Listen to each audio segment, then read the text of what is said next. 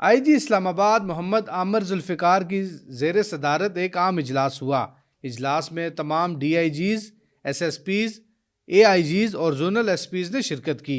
इजलास में शहरियों की जानो माल की हिफाजत और पुलिस के जवानों को कोरोना वायरस से बचाव के हवाले से अहम फैसले किए गए।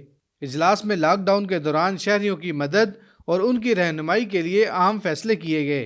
शहरियों की सहूलत के लिए बाकायदा तौर पर कंट्रोल रूम कायम कर दिए गए हैं। किसी भी शिकायत की सूरत में इनको बर वक्त मदद फराम की जा सकेगी। जोनल SPs सिविल सोसाइटी के ओहदेदारों और कच्ची आबादी के मकीनों के साथ मुलाकात करेंगे, कोरोना वायरस के बचाव और इसकी संगीनी के बारे में आगाही फराम करेंगे।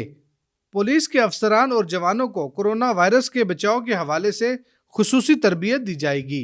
ड्यूटी पर मौजूद तमाम अफसरान और एहलकार सर्जिकल मास्क और दस्तानों का इस्तेमाल लाजमी करेंगे। ड्यूटी पर मामूर पुलिस गाड़ियों में सैनिटाइजर और कोरोना वायरस से बचाव जरूरी मेडिकल सामान हर वक्त मुहैया किया जाएगा।